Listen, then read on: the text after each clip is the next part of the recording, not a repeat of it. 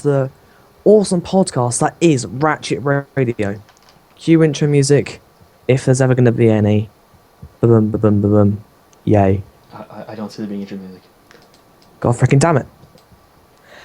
Hello everybody, my name is James, aka Grumpá, and I am the leader of the Curator Assault, and one of the hosts here on Ratchet Radio. I'm joined by three amazing people today. We've got our wonderful secret guest host, who we've been teasing about all last week, and we've also got our two regular hosts, who will introduce themselves when they can be bothered to. I suppose I'm better than the elf. I'm Andrígo. I'm the Alliance host, even though I'm supposed to be the neutral host, because Grumpá over there likes changing the ideas of things. I'm the sound man, I'm recording things. And then we watch the elf. Okay, I am Therethil Lycros, not even going to bother with my real name. I'm a Magister and a patron of the Reliquary. Hello, I'm also the Horde host. Bacon. And joining us today, all the way from Silvermoon City himself, we have a Mr. Edrasil. And for goodness sake, that's where you meant to jump in. The cue was was bad. I meant to say? Yes, you was were. I meant to say? Yeah, you were. You know what I did though? It's Edrasil. Woo! Yeah, well actually, it doesn't really. I don't know why you said all the way from Silvermoon City, because we kind of both live there. Yeah, but we're in Ratchet, like, man. It's Ratchet Radio. We're in Ratchet. I've travelled a long way. It's been a tough journey. I've had a lot of blood thistle, a lot of wine. Yeah, I'm pretty much really drunk right now. Sounds pretty good. Did you bring any wine for us? No? Say that again. No wine for us? No, obviously not. No.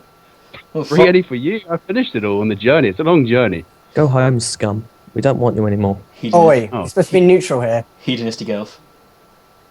Well, whoa. Hold on. It's okay. Hey, look. I'm the Alliance. I get to speak for my entire faction here. It's okay. Oh, Fucking God. elves. I don't think you can. What the fuck? Whoa. Before we carry on, We're gonna need some senses in here. Before we carry on, I would like to clarify. Yes, we do have a bit of a disclaimer and a content advisory warning. This podcast does contain an Irishman, which means there will be swearing, lots of swearing, and occasionally potato jokes. Apparently, according to the Englishman over here. Which one? The one that doesn't sound like he's through a toaster. Oh, okay. Wait. It wasn't even funny. I don't sound like I'm through a toaster, do I? Okay, fine. Waffle iron. You'll never know. Paranoia now. I know. Oh, damn it, you guys. Hey, look, I'm the sound man. I can make you sound like a true toaster. Oh, don't, please. This is what Argent Dawn expects. It wants to take Okay, accents. let's move on. Let's move on, because I do not sound like a toaster. Fair enough. Grumpá, set us up. What are we talking about? Well, according to the Goblin, thank you, sir, who just hands me a big sheet of information. Nah, just throw it away. Let's just talk about what's the fuck's gone on with AD this week.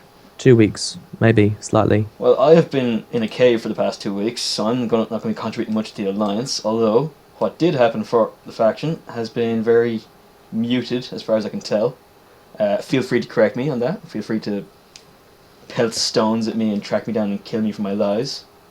No, from what I've seen, it's been quiet for the Alliance this week. Same for you then? Okay, fair enough. What elves? What do you have for us? What, Blood Elves? Yes. You're doing elves here. Okay, as Horde is clearly the most superior race. It is. It's a race. It's a race now. Freaking go to Raven Hill. Goddamn Alliance scum. Anyway, let's talk about Blood Elf stuff, because Blood Elves are the best. So nothing at all. Nothing at all. Wonderful. GG Blaze. GG. Is he actually gone? I think he might have DC'd. He's actually gone. Oh, hell of a way to start. I told him to be a bad connection, but I wasn't expecting this. He's setting it up. He's setting it up. He's set up. Yeah. He's the great news that's happened. He's just crying. Yeah, that was just fantastic. Yeah, Go Gobbos, keep the connection going. We've got a thing to run over here. Did I mention we should use Google Plus? You did, and I've shot it out of the water for the moment. Yeah, that's why I prefer using Google Plus. Well, look, we'll move over at some point. We're gonna. Yeah. We're trying I was this in out the for middle now. of my We'll see how this works. my sentence, and I probably just got cut off. like I that. got cut off when you were like, and what's happened in Blood Elf news is nothing. So Nothing. It was Okay. beautiful. Okay. What I said is that I said the in Blood Elf news is recently we had the Conclave of Quel'Thas, which is a fantastic orgy of Blood Elves in the Hall of Blood. So it's a blood orgy Lovely. in there. Political blood orgy or actual blood orgy? Political. Damn. Yeah. Oh, so I'm disappointed now. I'm upset. I expected better from you people. oh well. Should I tell you who was in it? Please. Would you like that? Okay. Please. Okay. So let's see. In the 11th conclave of Quel'Thas, I think it was, or the 12th. 11th. It was the 11th. It's the 11th. Yes. Okay. It's 11th. In the 11th, it was. Okay. Let's see who was in it. Okay. We had the Sun Thief, Thalaran. We had Lady Narissa Velathair, Ravskin Sunflare, Edrasil Embadorn, who was here with us today, Talasorial Thalar, Tyrannus Bloodseeker, Neruvian Cloudseeker, Brigante Summeral, Garethil Sunsworn, Overseer Talenthiel Sunshard, Thanor Sunhawk, Terenia Teria, and Matheria Moonlight, respectively, of the Sun Fury Spy, the 31st Ranger Division, the Praetorian Ash Aryan Firebrand, the Sanguinai, the 23rd Division, the Sunhawks, the Sunreaver Offensive, the Blood Aegis, the Acolytes of the Seer, the Lord of the Embadorn, House Sunrain, and some other things. But a lot of people came. Anyway, what went down in that shindig was they talked about the Siege of Orgrimmar, and then one thing led to another, which led to the host Perinath and the Herald Dawnglif to accuse, not in a tribunal sort of way, of Edrisil of, what was it? Treason of... There were many charges. One of them happened to be treason. For helping with the siege. If I can just interject here, we're going to be talking to Register later, so don't too many spoilers, because we've got limited questions and some of them might those. Yeah, don't want to spoil the rest of the show. Yeah. So yeah, that's what went down Horde side. There's some actually more Horde news. Should I bring that up as well? Please do. Go This is the time for for it. Okay, so because AD is probably the most greatest roleplay server in World of Warcraft, we decided to have on the Horde side the Siege of Orgrimmar. A couple. Well, it ended yesterday, but it was based in the past because Rebel roleplay in all its bastion of glory. What went down is that the Corcoran Vanguard, which is a guild Horde side, if you don't know what it is, was defending Orgrimmar from the Rebel roleplayers, which was about like 100 people. It was a pretty big set of events known as the... I can't remember now. Yeah, Broken Siege. Yeah. And a lot of people died. Should we mention those few? Pay our respects? Yeah. Do you have any numbers for how many died? Oh, couple, like a dozen. Okay. Well, they'll just team up the Iron Horde later. It's not an issue. Yeah, it's fine. So, if I get my list out, just a second, hold on. So let's see who died. Who died? Okay, here we go. Let's pay our respects. So here today we rest our peace. We rest in peace. Korgar and Arania from the Dranashar Dominion. Grumthar, Mazarok, and Gorok from the Council of Three Axes. Grunar and Maymay from the Frozen Port. I also have a really funny story about Maymay. And all of the Corcoran and the Seven Heads, may their ancestors forgive them. So that's just, yeah. And good riddance to the lot. So what's this funny story? Oh, about Maymay? Okay. Is it actually Maymay, or is it just you mispronouncing meme? Meimei. Maymay. Grant? I would say that's Maymay. May. Yeah, Maymay, solid than that. Maymay, okay. So, first hand, I decided to go to the Brigade Siege as my Tauren, as a healer, and in that, the Maymay died. She died of what I don't know, but she was dead, and everyone was talking about, oh no, it's not her time. She was my best friend, I wish she didn't die. So I said, why don't we just resurrect her? And they decided to say, no, that's unethical. Also takes 3 people and like several hours. I disagreed, and I said it doesn't. It doesn't. It only costs one person 10 seconds. So they just missed that, and I decided to argue with them about resurrecting her from the grave. And then I did. We mentioned in a chat earlier that we've got Forsaken in the Horde. So what's the problem here? And then one thing led to another. Corcoran Death Knight raised some undead. Some of the trolls got worried, and then the trolls decided to behead Mei in case she got resurrected as an undead as well. So, yeah. No point resurrecting a beheaded dead Pandaren shaman. Sorry about that, Mei. At least you tried. Yeah, I did try. It's just... And to think, the trolls will now be the major race in the Horde. Yep. Because of Vol'jin's Warchief. We'll get onto that later, actually. That's the topic that AD voted for us to discuss. So we'll get onto that later. Exactly. So first thing we're going to be covering is the Conclave and our resident traitor. If he's willing to share some details, some juicy details about Silver and Blood. I've seen that I've drunk so much. I feel like my tongue has been loosed by the copious amount of wine and blood thistle. So go ahead. I know what you're talking about there, brother. Yeah, no, see, Therethil gets it. Gotta love that blood thistle. It goes great with tea. Oh yes, Jesus Christ. Hedonist. My taste buds are tingling. Oh. Yeah, that's the good stuff. That is the good stuff. I'm sorry I had it all, but okay, yeah. I can't help myself. Okay. Right. So if you want to ask any questions, just go ahead. Ask. Yeah, I'll kick off. So us four definitely know who you are because, well, yeah, we definitely know who you are. Well, he knows who he is. Exactly. So, for those on AD who don't know who are you, what guild you run, what kind of thing, pretty much just any plugs you want to fill in now about you and your guild would be a good way to start.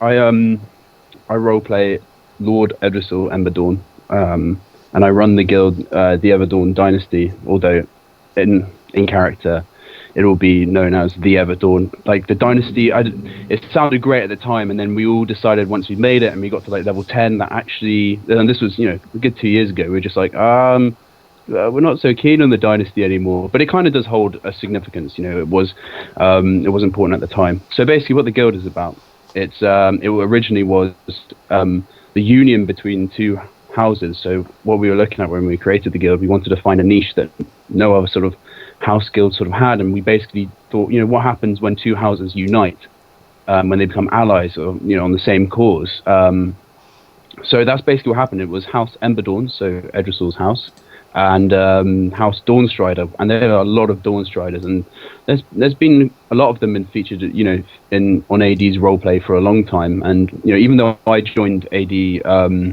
about 3 or 4 years ago, I was quite new to the scene, but these people had been there for a long time, so it was actually really good to kind of get that support.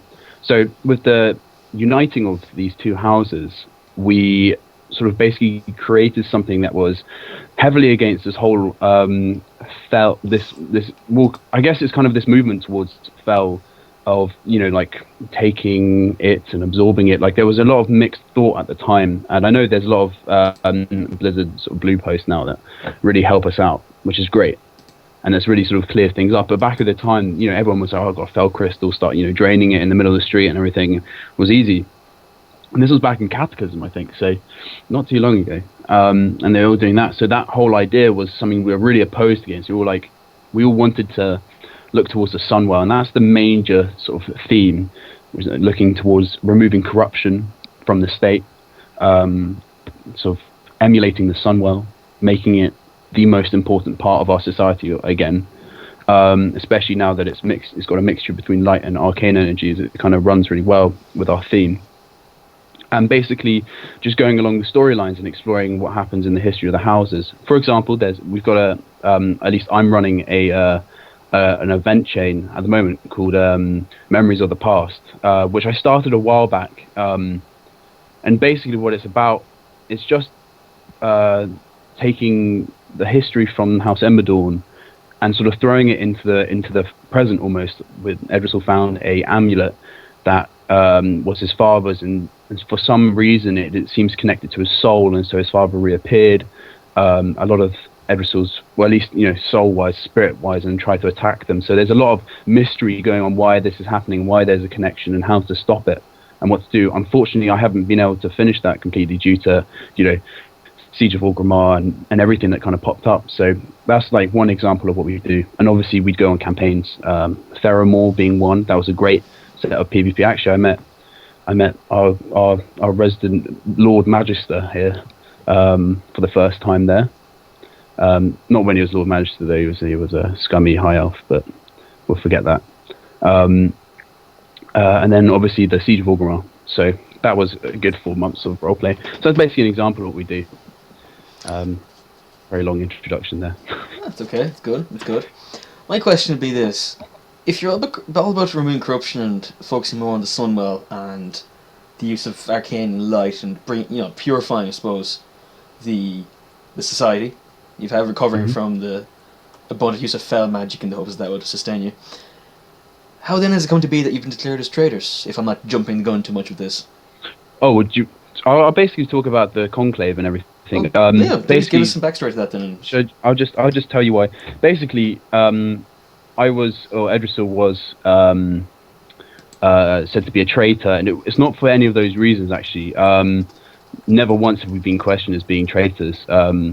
If anything, if you think about the history of how Silvermoon has gone and the repercussions of what Kael'thas did and everything like that, it would be I guess I like to call them fell abusers rather than fell users. If you see that little change there, because they are the people that are more like Kael'thas rather than the average warlocks who use fells of power, but they don't tend to kind of get corrupted by it. That's the good kind of warlock, in the sense of using power to benefit the state rather than using power to get power for yourself. So that's kind of the idea behind it. Basically, there was a lot of controversy, or at least a lot of accusations made against Edrasil during the Siege of Orgrimmar campaign, due to being away for so long and having seen so much destruction, at least against people he worked, against people he lived alongside. It was on the scale of, the genocide that he'd seen, in his own country, and it was terrifying. And I think one of the things that made him snap was seeing this another elf of a really good friend of his called Therethil, pretty much die in his arms, or at least pretty much being a dead man. And he said, I have to get up and go and finish my mission, refusing any healing at all. Edrasil couldn't even stop him. He just got up, and as you watched him walk away, he pretty much could see he was looking at a dead man. So that was one of the things. So that kind of made Edrasil become a little sort of on edge and very snarky in the terms of he wouldn't take the shit that he would normally take. He wouldn't have the patience for it. So during the campaign, there were a lot of battles, a lot of fights, and a lot of infighting between rebellion units. Like, for example, the Synodand, which is one of the factions that I sort of co-lead with a load of other people. We were allied with the Grommash Offensive, who are now the Blackjaw clan. And during that time, there was a lot of friction. There was a lot of racism towards us. And it was very much seemed like they were more like Corcron in our eyes, and they were treating us like it, like sort of harassing us, rounding us up like cattle. And this one night, I happened to be away, probably doing work or something, and I ended up coming back and finding out that they'd properly, done some really bad things, like tried to herd us, tried to do loads of sort of very racist, sort of almost like concentration camp like activities, as in Nazi concentration camp, sort of similar thing. And so there was being a meeting held up north, further away from the camp, with officers from the Grommash Offensive and our lot. So Edrasil walked up there when I got back, found out what was going on, listening, and by that time he had enough, and he was saying, we shouldn't have to be treated like this. We're really fighting against one tyrant. Why do we have to allow for another one just because they are posing under the guise of rebels? They're not doing anything different. They're fighting against the Warchief, but they're not acting any differently than his own troops or himself. So he pretty much gave an ultimatum, saying, you guys are going to buck up or we're going to get serious on you. And by that time, I think one of their officers stated that the elves weren't part of the Horde, and then laughed at it. And then Edrasil was like, well, if you're going to say that, If I dare you to say it one more time, because if you do, I will whip my sword out and thrust it through your chest so quickly that you won't be able to draw your own. And the orc foolishly said it, and so Edrasil stuck to his word, and he did it. And then his men kind of came in and subdued everything, and we managed to heal the orc. And Edrasil said, "This is a lesson learned. You've got to, you cannot treat us like this, or we'll put you down just like we're putting down the Warchief." This ended up leading to a whole load of stuff. Edrasil ended up getting punished for it and scapegoated by his own people to try and appease the orcs. A decision that a lot of people damned. A lot of people thought it was a stupid thing, and one of the main orchestrators behind that was Eleventh, the First Lady, who basically said Edrasil is deranged and that he's crazy and that we'll sort him out. But that's the only thing they could do, and the orcs got off scot-free, despite what they'd done to us. So yeah, Edrasil was publicly man-attacked, which was incredibly painful.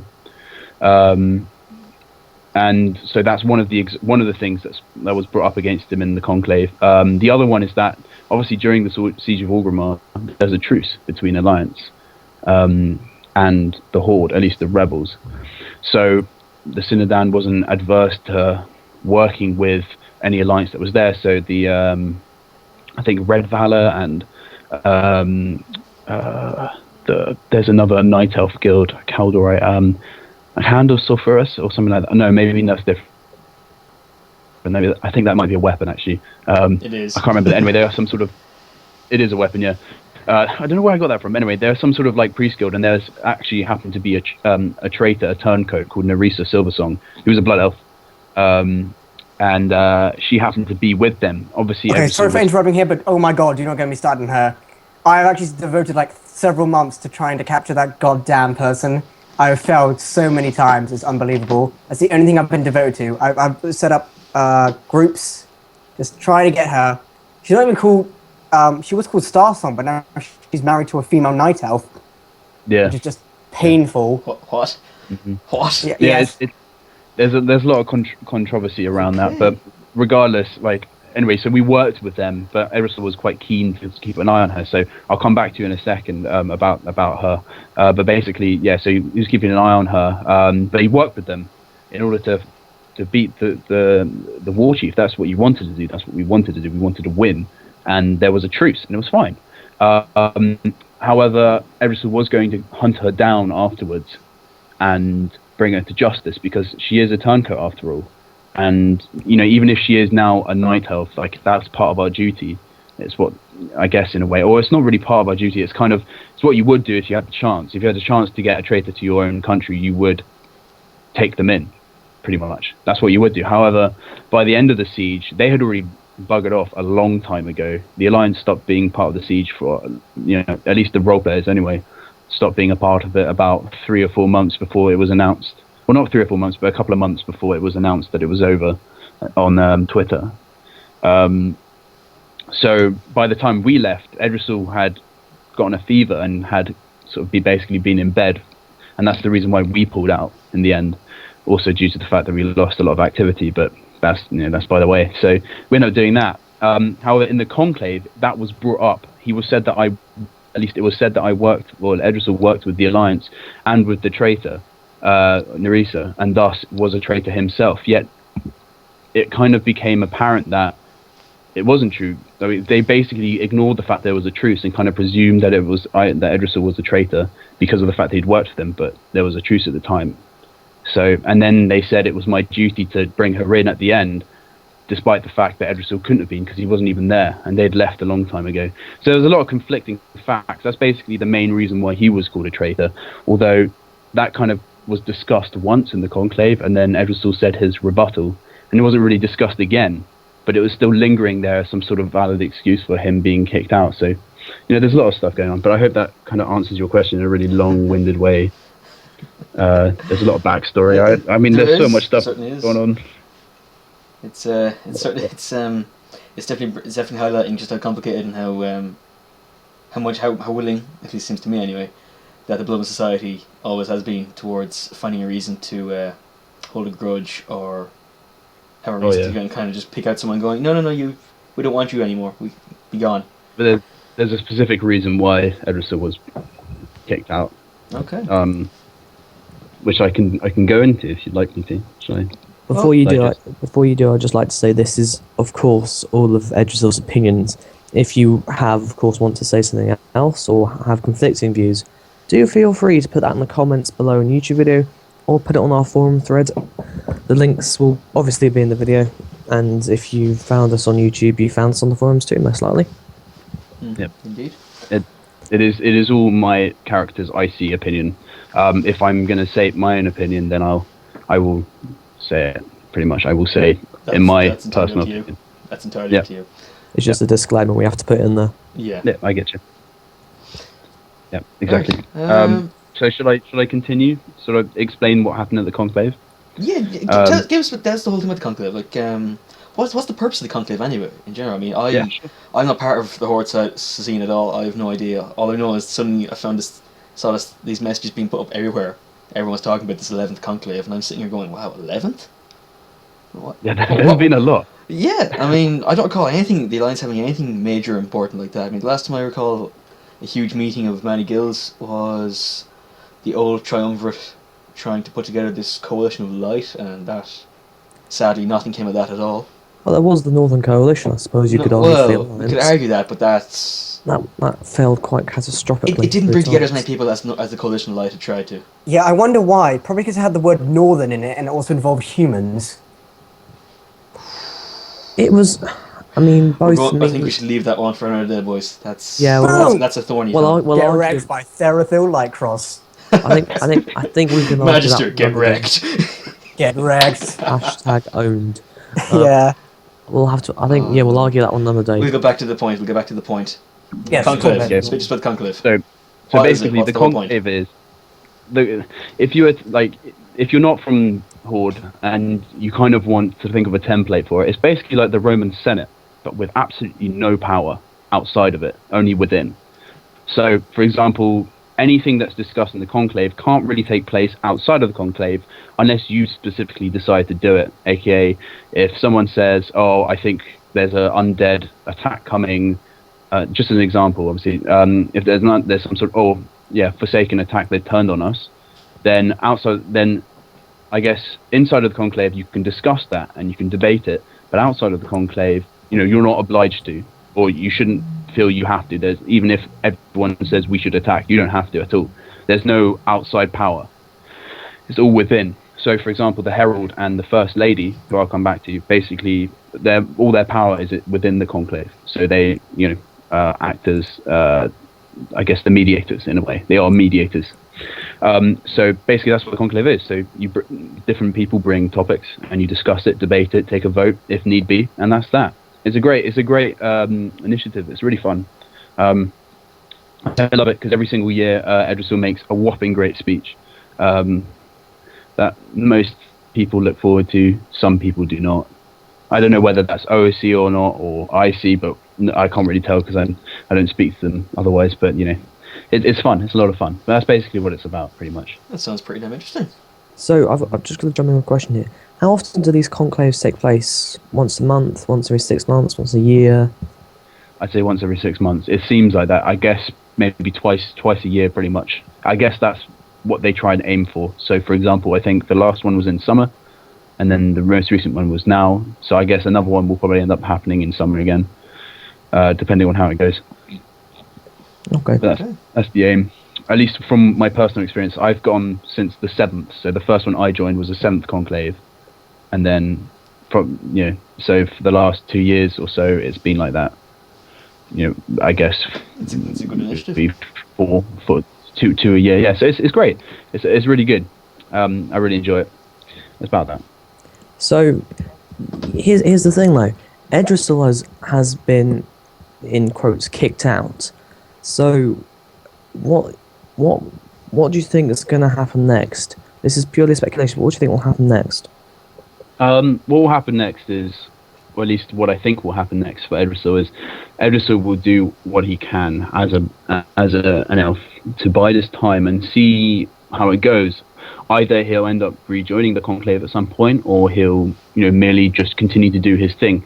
The major point is that Edrasil hasn't. Nothing's stopping him. He hasn't been stopped from doing anything. Merely his permanent seat has just been removed. Which I'll explain more about the Conclave and everything in a bit about that. But basically, with him being kicked out, he has no obligation to it. I guess there's no really driving force within the Conclave that can push him to do anything now. At least he's not bound to it. So anything that happens in the Conclave technically won't apply to him unless they decide to do a witch hunt or something like that. But that's all decided, within the characters there and what they decide. But basically, I say he's biding his time for sure. What I like about the Conclave though is that while you can, from a distance, if you don't know it well enough, it can appear to be all clicky and all these forum threads. Oh, there's an AD click, and all that stuff. When you actually look down to it, a lot of it's based IC, which is something which I think AD needs to take and respect, because it's a shining example.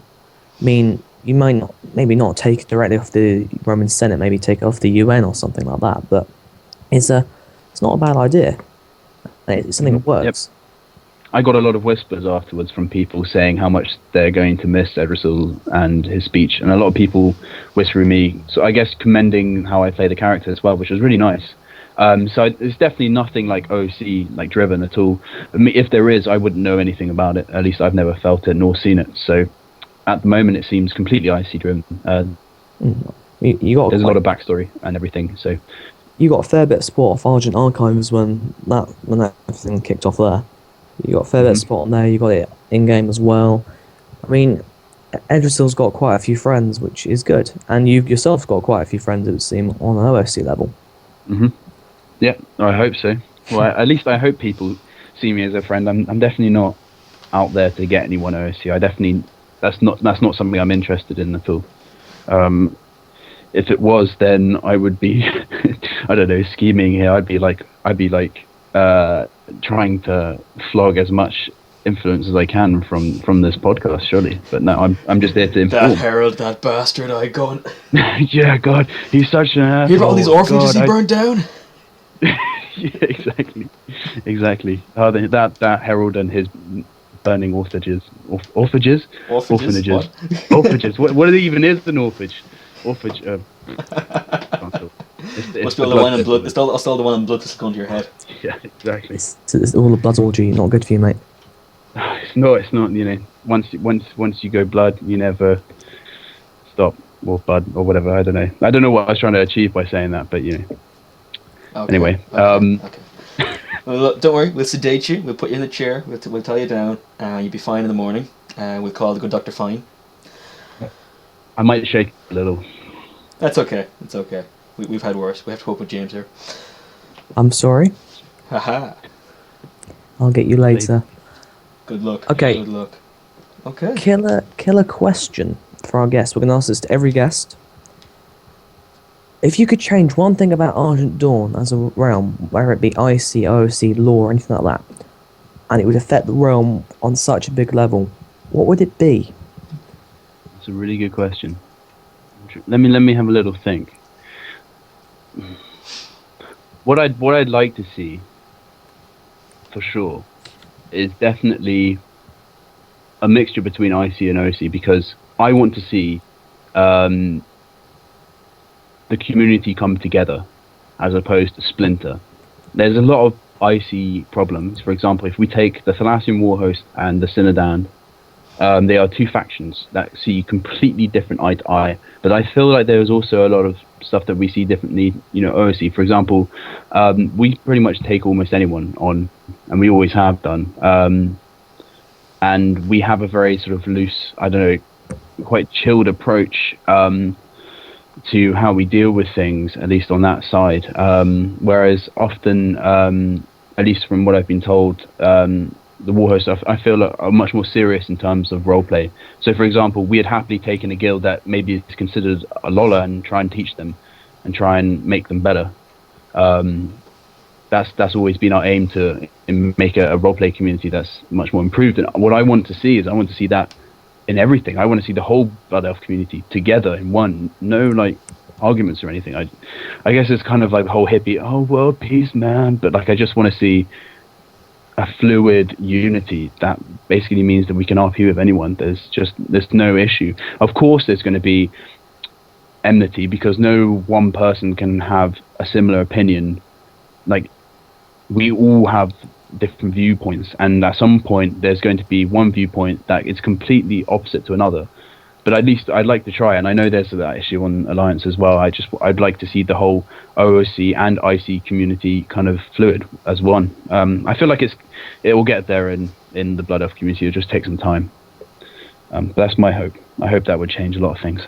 That's very commendable. It is. It's a good viewpoint. It's one that I find myself sharing. But there is a counterpoint that I've heard from some people that regarding what you're saying there about, you know, taking on a group of people and trying to improve them and help them and get them settled into the community, because it's an intimidating enough community here, Argent Dawn, when you're new to it. I mean, I recall when I came to the server first, I came from Darkmoon Fair, where things were very casual. When I say casual, I mean people, you know, there was no concept, there was no elitism, there was none of this. There was no great discussion on the forums. I'll say that as well. You know, it was a bit disappointing, but it was it was a small community. It was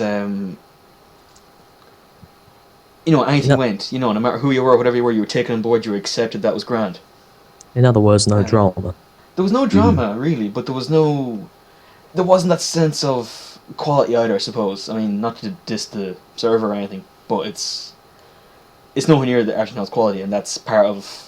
You know, that's something to the credit of Argent Dawn and the people involved, especially the people who work and strive to make it better and improve it constantly. But the point I'm going to get to is, some people have said that when it comes to introducing new players and getting them involved and all that they're tired of having to explain the same old thing over again. They're just here now to roleplay. You know, they're tired of having to try and be patient with people and get them around and all that. They just want to continue doing their own thing. Mm-hmm. And what would you say to these people? What would you say to people who are kind of just? They're just want to do their own thing. They're not bothered, I suppose.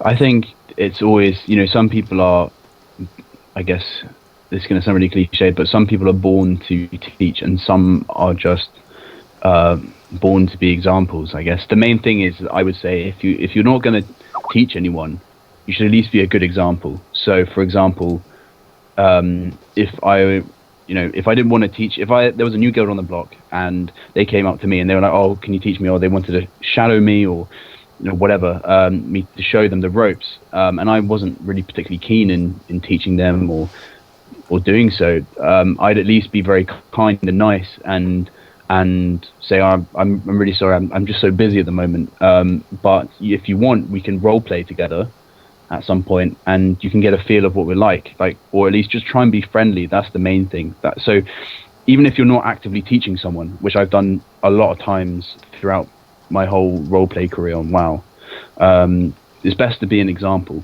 So, you know, you can still continue and do your roleplay, even if you're not even talking to them. If a new guild on the block looks at you and just sees a shining example of roleplay, and then you're also nice OC, like if they whisper you about something, then that's great. That's perfect. You have done your duty as part of the community. And it's the same thing that people do in real life as well. You know, you want to be nice, you want to be kind, and people will feel like they fit in rather than ostracized. That's the one thing I felt when I first came to AD. There was a lot of those eyes. You know, you could feel the eyes from the players kind of burning through your screen into your own. It was that sort of weird sensation of, I don't really feel like I'm part of this. And it took a while to kind of get in. You know, you worked hard. I remember when I first joined the server, I wanted to join the Sanguinai, and I spent 3 days researching about them from different people around Silvermoon before I then got my interview, and I felt confident enough to do it because I didn't know how else I was going to do. So, and I came from Earthen Ring, and there I guess I was quite well known. I still am quite well known on there, but it was very easy because I was already there. I was in the server. I'd been there since the beginning. I'd been there for 6-7 years. So I think that's one of the main things, as I say, just be an example, be nice and friendly, but you can still continue roleplay. Yeah, lead by example, but you don't even have to lead. You can just be an example. Just be an inspiration. Mm-hmm. Okay, well that's good. That's good. It's definitely something I agree with. I remember when I came over here first, I just created an alt as you did. You didn't commit immediately. And I created a human because clap clap, I'm original, I'm a human. GG. You're disgusting. Yes, I know. I get. Oh, you're awake. Excellent. Thought you fallen asleep in the chair. Okay. No. Anyway, I Should remember. have made a wargun. Oh wow. Good man. Good Oh, man. Wow. Good man. Love warguns. My Good main man. was yeah. Come on. Good boy. I mean, you know, it's every boy's dream. I want, Daddy, I want to be a wolf man, sort of thing. You know, like that thing. When I grow up, I want to be a wolf. Yeah, exactly. Exactly why we all have warguns. Yeah. It's like how And everyone it's has not an just Yeah. and it's not just very RP. But that is. Yeah, if you don't that, have- but that is some quality. That's right. RP. That's right, avid listeners. If you don't have a wargun, then you're not. Get out of AD. Yeah, you don't belong here. You just don't. Yep. To get back to my point, you know the whole training field in Northshire, Mhm. where the dummy set up and little ranges to fire on and all this. First time I log into AD, first experience of the server at all. There's a role-playing guild. There's a military group. I can't remember the name of them for the life of me now, but they had that recolored the spiked cobalt armor, the kind of like greeny brown set. They're going for that kind of a Were they thing. grenade? They weren't Gilnane. This is before Gilnanes. Oh, okay. And they were just there role-playing and training and just being themselves. But it was... I came from Darkmoon, and Darkmoon we had nothing like this. There was no people going and just training. There was none. It was... It just didn't happen. You know, it wasn't a thing. It was amazing to see this group of people. This for me at the time, this large group of people all around, just with rifles on a range and just being cool. I was amazed. I was impressed. It was, holy crap, this was amazing. It was incredible. And I think that was the moment for me. Just literally that first impression. That's where I decided this is it. This is where I'm going to be from now on. This is the server for me. I remember going through Stormwind and seeing the amount of people that were just walking around. Just the sheer amount of players, the density of the community. And it was a wonderful first impression. It's so tying that in with what you're saying about leading, I suppose, by example, being inspiration, and just showing people what people can do, what you can do, without making it too intimidating, without dismissing them or knocking them aside, knocking them out of hand. I think more people should be making that effort. Should be going into the lower areas, the lower level areas, and just whoever's there, whoever's new, whoever's curious, and just giving them a little taste of what the server's like. Not dragging them up into a guild and a big campaign, or throwing names at them, or just show them, just give them a little hint of what the server should be like. I mean, I haven't seen anyone since. Now, I haven't been in the areas as much, but I haven't seen or heard of anyone since doing something like that. Going down, interacting with the new players. I mean, it's a role-playing server. It's the biggest role-playing server. It's the best role-playing server, in my opinion. And I think we should be interacting more with the new members of the community. We shouldn't just be sitting at our high levels at our 90s and judging people by whatever level their character is at or whatever. Some of the best roleplay I've ever had has been people who can't even get mounts, you know? Carice is only 50 or 60 or something. Good role player. Or us, not even 80. Good 64. role player. Yeah, Oh. Horus, fucking amazing guy right there. I mean, the Exactly. amount of work put in by him for every major campaign that rolls around is incredible. I also want to take this moment to shout out for the latest campaign that he's working on. He's working with Parovicus, the Spine of Kalendor campaign. There you go, Horace, mate. Told you we'd mention it. Yeah, there we are. Men of our words. I've kind of rambled on off a little bit here, but the point of to bring it back in, as you were saying, get the community involved. See people come together and not just sit in your little bubbles. I mean, that's the one thing that the server can describe in quite well. There's bubbles everywhere. There's the groups everywhere. It's not necessarily a bad thing because, who's going to keep track of everyone else's roleplay? That's very hard to do even with the archives, that wonderful service we have. Even with the forums, even with the constant extra group channels and all that. It's still an impossible task to keep track of what everyone else is doing and make it a fully inclusive server. I mean, the population is what, 130,000 or something like that? 121,000 last I checked. Yeah. It's impossible to keep track of all these people. So the bubbles are going to happen.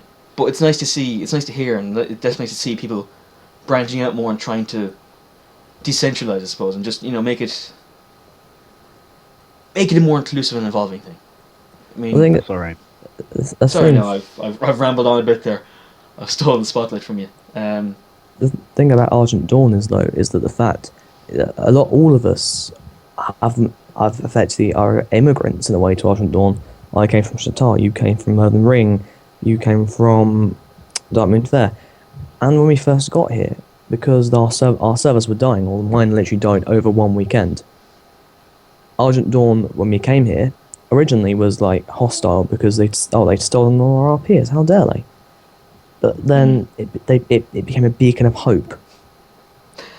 To be honest, it actually sounds a bit like the general immigration you'd have, actual, not in the server, no, actual immigration, and the whole xenophobia series and all that. But that's an amusing parallel for another time. It is, yeah. But that's I remember when I was in definitely an interesting Elden point to Ring. make.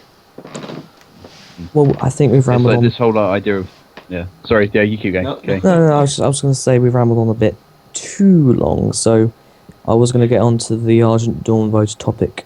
But if you want to jump in and just say what your final thoughts, we can jump into it in a minute. Well, all I was going to say is on Elden Ring, it was this whole idea of quality over quantity. So we thought Elden Ring had the quality and Argent Dawn had the quantity, but it was just a bit misguided because we'd never really been there. So I was just agreeing. That's all I was going to say. Unless you want me to round up about the Conclave issue, and that's up to you. If we're running over, then there's No, just leave it. We're fine. we're okay. Okay. Okay. Well, I was just going to say there was a lot of IC controversy. There were a lot of accusations thrown, and all in all, I think Blood Elf community is a wonderful place to role play in. At least, as long as you don't start causing issues in the sense of start pulling sort of OOC power plays and everything like that, it's a wonderful place. And the Conclave is a major, I guess, benefactor of it. We have loads of these different things. So just honestly, if you're feeling like you want to play Blood Elf, just don't hesitate. Just get involved. A lot of friendly places. So, or if you want some connections or if you want some help, please do whisper me. It's I'm always willing to talk, and I'm often there at night, like chilling in Silvermoon. So yeah. Good to know. Well, thank you very much for Thank you coming very on. much indeed. It's been appreciated, It really has. It's all right, no worries. and you've probably opened up a lot of Alliance players' eyes to Horde RP. Well, I'm certainly more willing to get involved now, I'll be honest. Are It's we, well worth it. have we still got the I Magister hope- with us? I hope Yeah, I'm here. He's just been sleeping. He knows all this. He's just been sleeping. I have over not there. been sleeping. I don't really want to add anything. I'm pretty cool. We're covering the bases. Excellent. Yeah. Well, Well, speaking of the siege great. and everything that we've mentioned about this, the question I believe the forum had been voting for was people's opinions in Vol'jin as Warchief. Unless I'm wrong. Oh, yeah. Was that it? That was the question, wasn't it? Yeah, that was Bane it. for Warchief! Oh Nah, wait, it's man. Vol'jin. Yeah, it's Vol'jin. Lorthamar for Vol'jin. What? That's right, people. You heard me. Yeah, Lorthamar Ron, you Warchief. Boom. He needs to be Vol'jin. Lorthamar Vol'jin. That's So like Right. a weird amalgamation. yeah. So, So it's like what? Are we just giving him tusks, or what are we doing? no, we're giving him longer ears, even though Vol'jin has long ears. Longer. So he's not going to be a knife ear anymore. He's going to be a sword ear. Is that what we're saying? Yeah, exactly. It's gonna be sword ears. So Lorthamar's sword ears. Yeah, Lorthamar sword ears. Warchief for the It'll Horde. probably just be polearm ears or something like that. Oh lord, let's not get too crazy here. Let's not get too crazy. I mean, that's some Super Saiyan level bullcrap right there. Super Saiyan, you mean? Did the ears just get longer? That's all that happens. It's his power level. There we are. Yeah, that's a question I've been meaning to ask you, little bastards. All right. The ear length, does that represent your power, or what the hell's with that? What? What's with the ears? For sure it does. The What ears, man. Well, the long ears. Of elves? Yes. What do you mean? What's with the ears? Why are they so stupidly long and droopy and...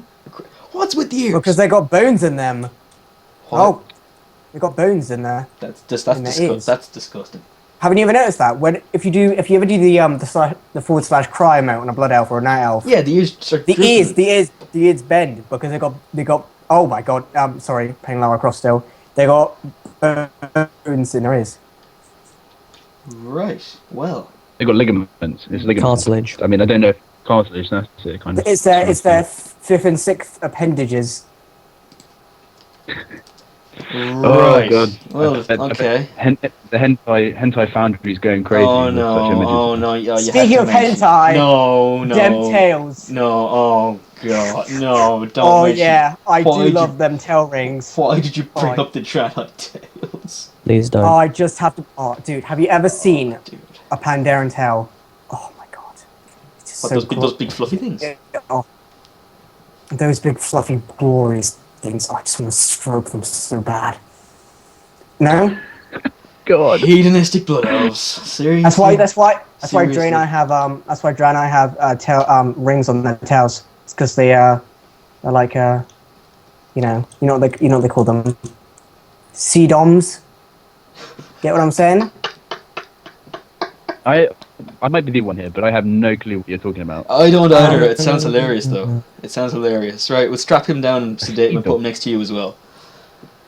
Okay, yeah. Grumpá, no more blood elves in the chat. Yeah, just get rid of them. They're being crazy. They're being demented. That is just. You don't want to bring my Tauren in here. Hang on, I'm No. just going to talk. Hang on, I'll just talk to the goblin producers. Right. We have, Okay. we have goblin producers. We're in Ratchet. We are in Ratchet. Oh, You're- yeah, we you're are in forgetting Ratchet. we're I in forgot about Ratchet, that. aren't you? Yes, you are. How did we get from Silver Moon City to Ratchet so fast? Portals, So. magic, Magister Blood Man. Elves. Hashtag Blood Magister. Oh Elves. yeah, I forgot. I am a transmutation mage. No, according to producers, we can't get rid of them, sadly. Damn it. Oh yes, take that, dirty human scum. Bloody racial Now laws. go back to Gilneas for the north. For Oh. the news! Further north. Sorry. Anyway, getting Yes, back to the it's point true before now. the forum It's a- lynches us. Vol'jin is Warchief. What do you think, boys? Will it be good for the Not- Horde? Will it be bad for No. the Horde? There's far better options out there. Far more better options than the crazy troll? Mm-hmm. Hashtag roll.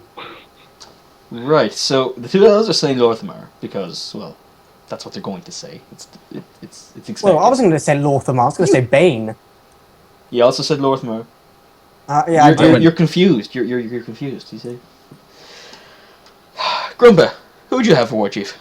I concur with the elves. Lorthamar. You'd have Lorthamar as well. The thing about Lorthamar, though, from a lore perspective, is he doesn't like being a leader. But when he serves his people well. That's Yes, the thing. but do you think he'd be capable of doing that for all the races of the Horde? He would definitely give it a go. I don't And, think he would. and also, Even though I just said I suggested Lorthamar. I think he'd be more able to keep Sylvanas contained. Doesn't he want to be a scrubby fast rider though? Or if, By the way, if anyone isn't He's into gonna be a Blood Elf, scrubby fast Blood Elf hierarchies, it goes Fast Riders at the bottom, and then Blood Knights, and then Magisters. So yeah, Magi power. yep, Magi power. I mean, to be honest, a Blood Knight could easily break a Magister in two. Just saying. After, yeah, but you kind of be ripped into shreds. That could only happen if you got in close range. I just sneak up behind you with my sneaky skills. Yeah, you're sneaky still because you're really a fast rider in that plate, aren't you? Clank, clank, Come clank, on, clank, clank, You, clank. you know how OP I am. I'm so OP. I mean, Yeah. I just super stealth in broad daylight, and then Just slash kill, then- slash kill, GG. yeah, that's my favorite emote. For sure. I hope that's a macro. I hope No that's one an can argue actual with macro you macro. have. So Sure, I'll bring it up. I'll show you. Nice one. BRB making a blood elf out right now. I need to see this. I'm actually just I'm just beginning leveling a blood elf now. Actually, You actually have you actually. I am You actually. actually have. Oh my god! You've actually. You're level 2 and everything. You're playing What's while it- you're playing while what's your recording. blood- What what's is your blood elf this? What is this, man? What happened to the commitment? You've got me on battle tag. You can just have me. I'm neutral. I have characters on both.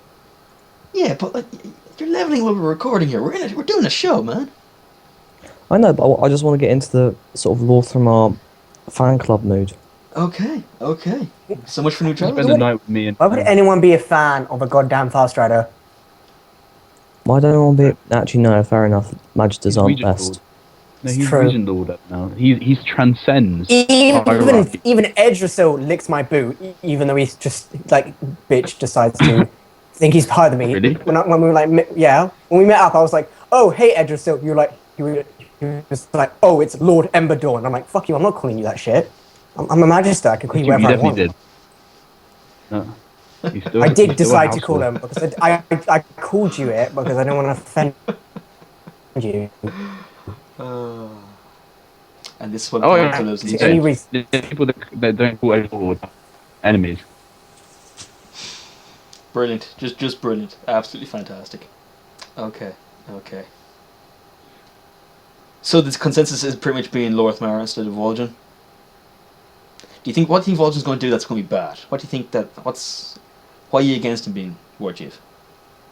You can't contain. He's going to go back in time. So your main concern is the whole Sylvanas thing. I heard something about time travel. No? Why does Sylvanas not wear any panties? Have you honestly been looking? No. No, because I don't understand that. Why would it? Why She's would? the same, Why she's does the same as the rest of you heathenistic elves. That's why. Yeah, but isn't that really not really helpful because you might get shot in the legs and then you don't have any metal to protect yourself. That's probably how she died. That's probably how that Forsaken dude Godfrey shot her in the. She shot her in the bum. That's exactly how it happened. Exactly. That is how she nearly died. Fantastic. Okay. Right. Okay, well, I think we should move on because this is definitely not going to go anywhere.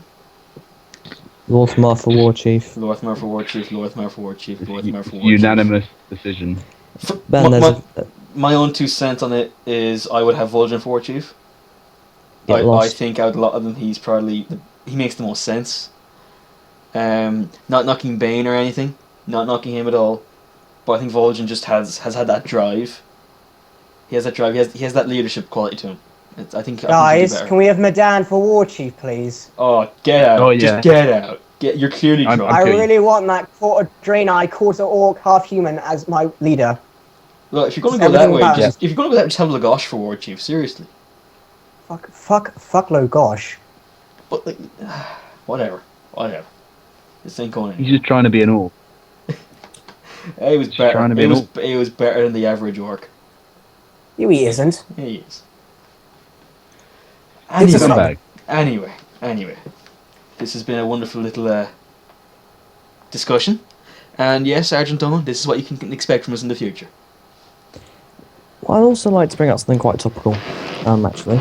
Go ahead. We, well, as everyone knows, Walls of Draenor pre-orders come out.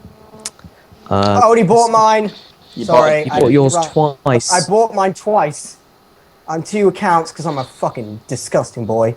So, AD's now going to be plagued or saved by loads of level 90s. I wouldn't say plagued. Do you think it's going to help Argent Dawn's Realm, or is it going to make it worse, or do you think it's going to just? I think it'll help some players subvert that low-level bias that I've mentioned earlier. Some people do have this thing in their head that if your character is not of a certain level, they should just dismiss you entirely. Well, now, here's the thing. It's not. I don't think it's a fair point to make. Usually, some people speak about the commitment you're putting into the character. I get that. So it might be harder to tell with the 90, but at this point as well, don't forget you're putting actual money in then. So the commitment that you put into the character is now financial instead of just time. I think it will help some players get past that bias. But overall, I don't see it being much of an issue for the server. Do you think it'll also maybe? I don't know. This is just for everyone. Well, some people are stuck on other realms and RP realms which have died, but they want to come to AD, but they haven't had time level. Do you think this will be a good opportunity for new role players to join the realm? I do indeed. I think that'd be a great addition. Sure, definitely. Yeah. I hope Argentine gets merged with Outland. Oh god, no. Oh god, PvP. yes. You are the cancer that is killing the server. I just love Outland. And we can make this server into an RP PvP round. Server rounding. The best type of server. Yep. Just pwn. I mean, we already do RP PvP. Just make it official. Okay. So how did you spend your 90s, boys? What did you level up? Well, I'm gonna. shamelessly, I leveled up my level 49. No, was it 49? Yeah, it was 49. My level 49 Pandaren warrior in the Silent Vigil to level 90, which I don't regret. I seriously hate grinding. And then in my other account, I made a human paladin called Meredith, Okay. who I haven't actually used for anything yet. Don't know what to do with them. It's just there. Yeah, it's just there. Just in case. Meredith, yeah. Okay. Edrasil, what about you, mate? I leveled up a human priest because I'm quite big into PvP, right? So I have a lot of friends. Actually, I'm quite good friends with a lot of the people from Bad Manor. Alright. You guys may remember them as the Griefers. Yeah, I do. Yeah, I do know them. Yeah, so I'm in their guild with my human priest because they moved from Horde to Alliance. I used to stream a lot of Druid PvP with a lot of them. So now I have a human priest who I'm using as for a healer. Yeah, so that's what I used on. I'm just gearing him at the moment. His name is Senecus. Nice. I know what Ben's used his on. Shamelessly, I took a level 70 and made it level 90. I'm not even mad. Oh, I that is don't just regret. Seriously. Hey, That is just. That is a waste of £35. I'll have you know it's €45. How Well, that's dare because you're you? filthy. What do you mean? Oh yeah, you're Irish, aren't you? Everyone's forgetting. Everyone's forgetting. Wait! Oh god! Oh god! No, Laura! Oh, sorry, I died. Okay. Yeah. Please Anyway. note he's playing Tomb Raider. Yeah, 2013. Actually, don't get it. Recommendation from me. It's really bad. I went halfway through the game, had to restart it. Anyway, yeah, we're talking about Argy Donut Tomb Raider. I actually. Am I the only one sitting here actually just focusing on this show? I'm listening. I'm focusing. Well, thank you very much, Edrisil. Thank you very much. I'm glad someone else here is committed. I haven't actually Yeah. got Warlords yet. You haven't got it yet? Nope. What are you going to use it on? No, I'm debating because I've got a Worgen Rogue. Good man. Salty! Yes, Good old salty. salty. You got kicked in the balls today. He sure did. That's what happens, people of Argentine, when you write about women in your diaries. And then drop it. You get kicked in the balls, even if you are a Worgen. Yeah. Remember, kids, stay in Worgen form. No, Best it's form. it's either going to be him, my Forsaken Warlock, who I've deleted and remade repeatedly because I'm just CBA to level up a Warlock, but I want to. And then there's this Paladin I've literally just made who I might stick the 90 into. I'm not sure. Paladin's awesome. Paladin's Yeah, awesome. Yeah, pretty good. I got one. I love it, those. The thing is that I don't normally play melee classes. I'm the ranged guy at the back. Now here's a pro tip: go holy and just go for damage. Always go Horde, by the way, people. He's not Yeah, biased. always He's not Horde. biased at all. I'm Not not being at all. biased here. Not at all. Right. Nope. Well, I suppose our question to the community and the forums in general would be: how have you spent your 90s, and do you think the price is fair? I mean, you've seen that. Oh. We've seen the €90 we've seen the 90 level boost, the independent package, not the pre-order. How do you feel about the price? Personally, I think it's a bit too much. And, Quid. and I'd also ask Argent Dawn what you think of the price of this expansion because it's more expensive than the others. It's about £10/euros difference. Yeah, it's actually a perfect. I think 10 across prices the of board. games have gone up. Prices of games have gone up anyway. Yeah. But here's the thing, though. Many people are arguing that this actually Blizzard adding a tax, so you could have the some people would say in quotes free level 90. Well, it sort of is free because the level 90 itself is 40 quid. Yeah, you really have saved money by getting the expansion for that boost. I mean, it's a nice idea. I mean, it helps you get into the endgame content more, and Blizzard is and always has been more concerned with the endgame content rather than the earlier content, which I suppose is part of the reason that grinding is the grind that it is. Pardon the pun. I mean, the level experience personally for me has never been fantastic. I've done it more. I've been focusing on the endgame goals. I've never really fully enjoyed the experience. Whenever there's new quests or whatever, yes, I enjoy it because it's fresh, it's new. But after that first time, it's always just been a drag for me. So I don't know. I could probably see myself availing of the service probably once more, but I don't see anyone really buying more than one of those boosts. I mean, at that price anyway. Present elf excluded because he's so addicted to this game. Sorry, yeah, I am. He's playing Tomb Raider at the moment. I don't think we can use that argument anymore. I'm actually strangling a guy with my bow right now. That's pretty special. Lovely. It's always fun. That's pretty damn metal, son. Hmm. Right. Well, moving on, if we can. There's something I want to bring up to talk about. Ooh. If I can interject boldly. Seeing how partly I have not been focusing on the Alliance this past fortnight because I've been having my own exams to deal with, and partly because the Alliance has been quiet, I've decided to look at a different topic. It's been incredibly quiet. It has, apart from the few little bits Scarily. of usual roleplay. Yeah, there's been nothing major. Well, there's always been stuff in Stormwind, but we're not going to discuss Stormwind right now. Oh, I love Stormwind. I- Especially City Hall. Oh man, yeah. What does the City Hall have? The subtlety you were displaying right now is just incredible. But anyway, we're I not know. we're Okay, not yes. discussing that. People have said no, so we're not going to discuss that at all. What I want to talk about is all these. You see a lot of the guilds kind of struggling, especially in this period now between post endgame content and this wait between the lull between the end of one expansion and the start of another. Mm. So we're entering into that period now. And a lot of guilds will suffer from a bit of inactivity and a bit of, their own little lull as well, their own little dip in activity and events, whatever. And I want to talk about a method that's been displayed to varying and usually, at least so it seems, good at result, in that guild merging. Now, Oh, Modern Horde Accord. Of course. yes, this is the first one I want to talk about, and I spoke to an old friend of mine, Aseldar, the druid, the Cenarian leader of the Mardenhold Accord. Oh, I sold up in a God, long time. I hate Yeah. Night Elves. Okay. Fucking Night Elves. Yeah, go on. This guy's pretty legit though, man. We can't be angry against him. I'm angry against all Night Elves. Well, that's what you get for being racist. Sorry.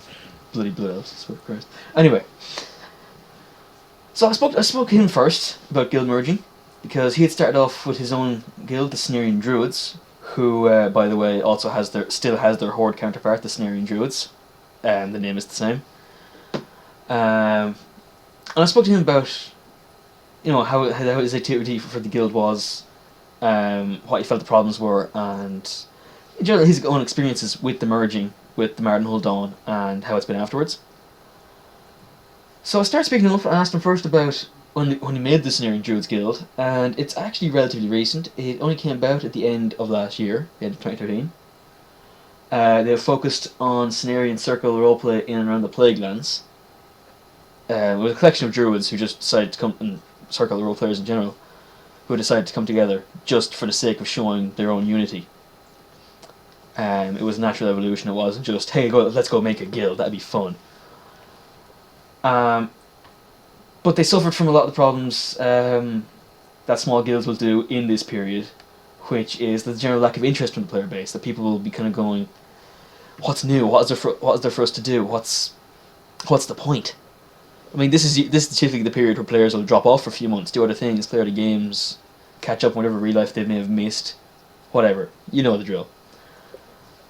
He said there was around 10 players when they formed up, and they kept in and around that number. But they were suffering from a lack of enthusiasm.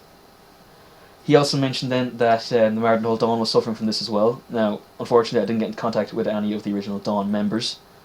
Coriander! Good old Core, good man. My favourite herb. Seriously, yeah, exactly. Let's make herb Because like he's not tired coriander. of that joke yet. Oh no. Oh no. Coriander. Precisely. I'm fully delicious expecting a one-eyed man. Death Knight bearing down on me when this goes live. Anyway, I didn't get a chance to speak with any of the old Dawn members, unfortunately, but I asked Aseldar about how he felt that the merging went for both guilds. His summary was that there was about only a handful of people turning up to events.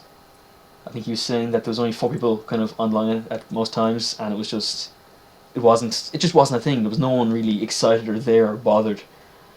And this all came to a head during Karma's Edge of Twilight campaign. Is that the name of it? Edge of Twilight?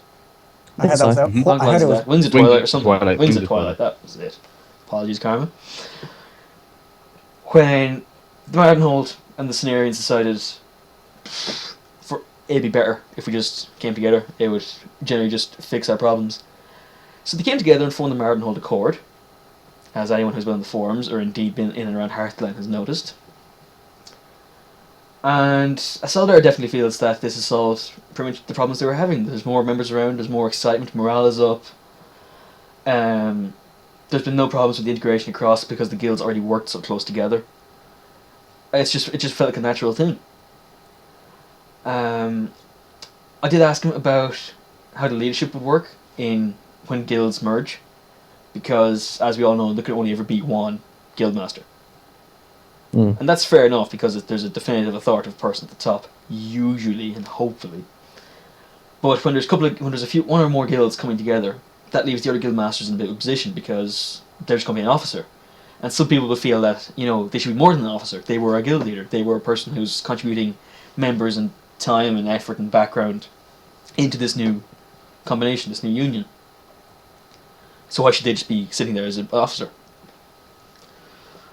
Of course, this is, as we discussed, and as I discussed with my second candidate later on, this is always going to be the major thorny issue when it comes to guild merging. The usual members, the everyday people, it's not going to be much of a problem. There's still going to be similar ranks, same old. But the officers, this is where the trial comes in. And it's a real test of character of a guild or guilds to perform a successful merger. And the point that he closed on, the one that I kept wanting to, I kept asking people about, was if merging itself should be something that should be done.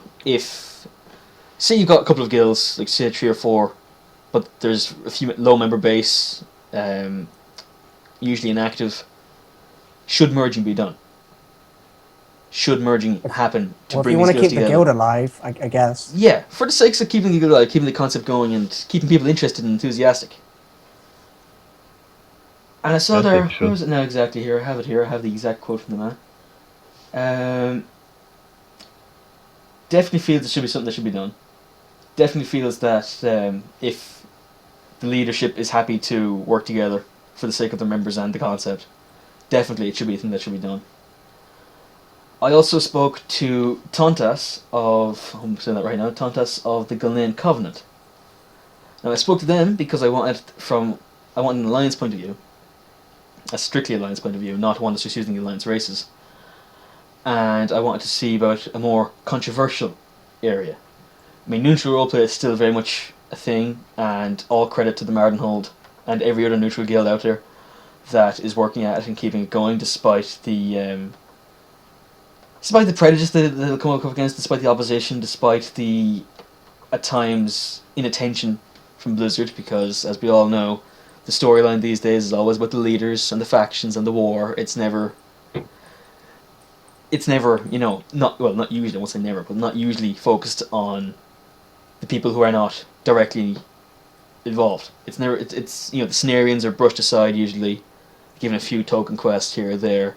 We haven't seen the Argents in a while.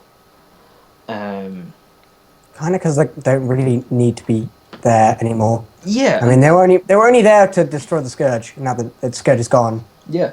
So again, from that as well, full credit to the Mardenhold and every other neutral faction out there that's still role-playing that and keeping that community and that niche alive. It certainly breeds a bit more life into the world than just having, the token military guilds here and there. So I spoke to Tontas, leader of the Gulnain Covenant.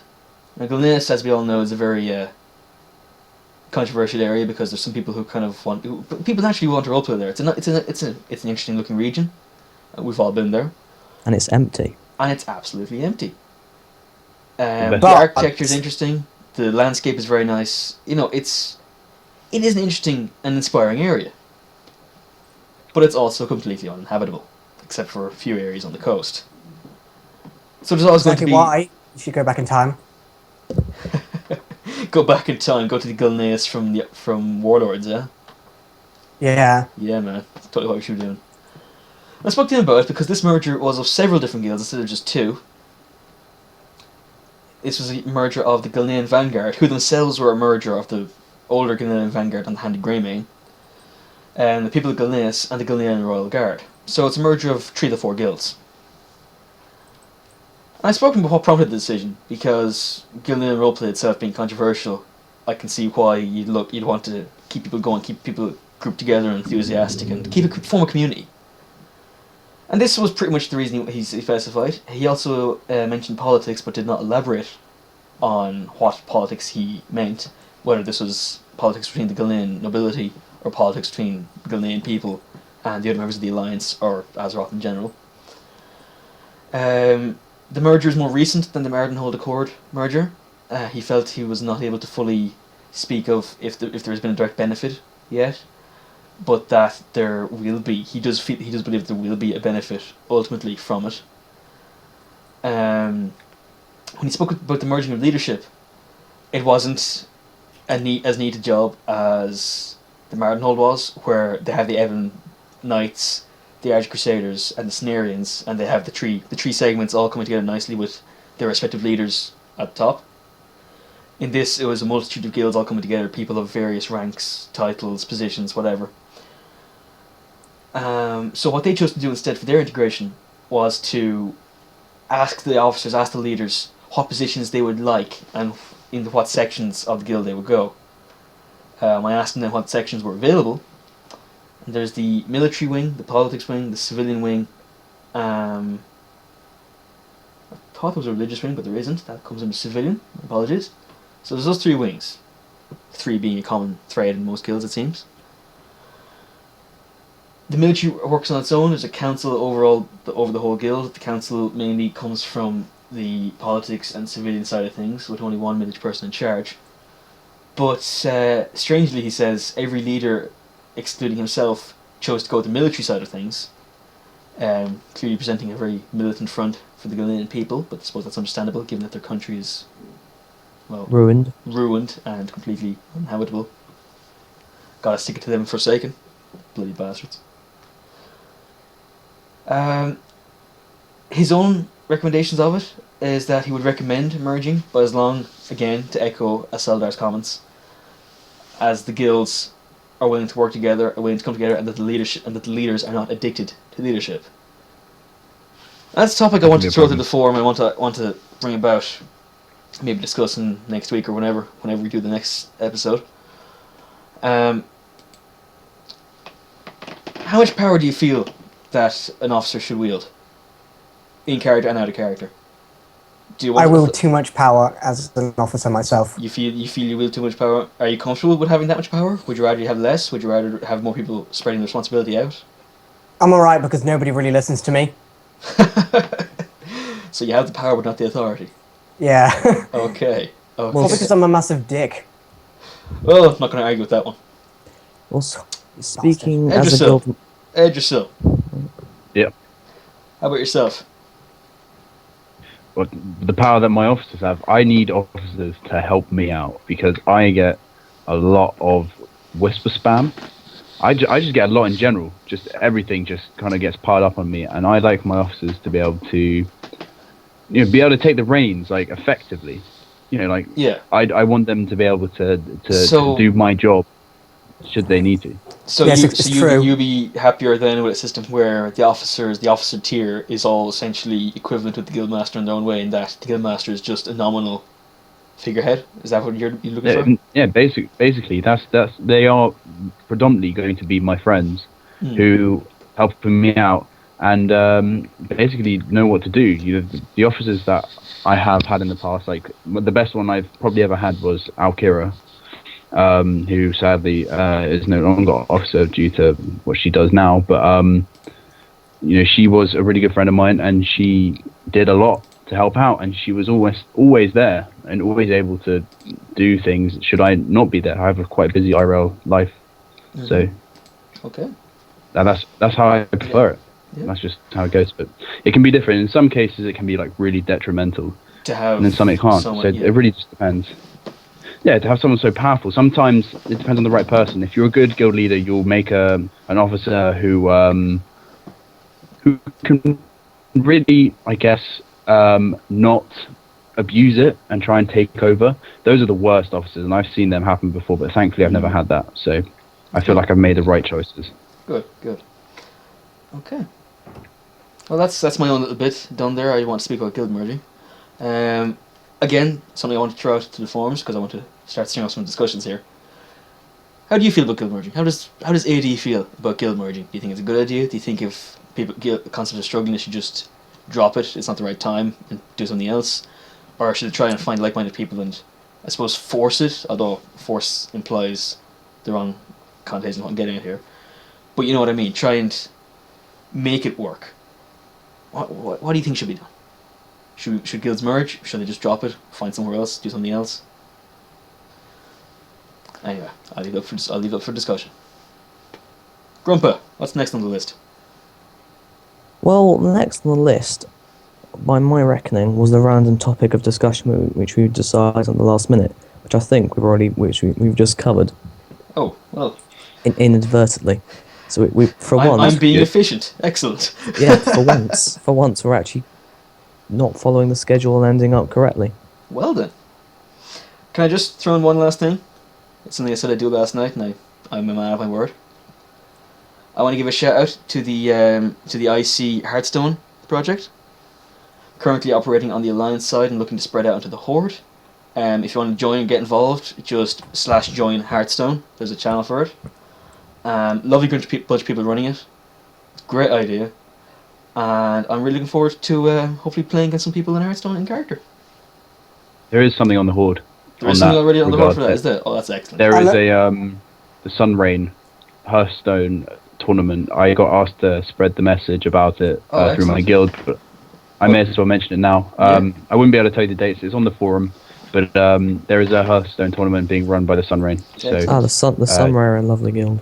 Yes, they are. Yeah, they are. Wonderful. Absolutely Very great. nice bunch of people. As far as I know, their leadership is from ER. Oh. Elden Ring expats.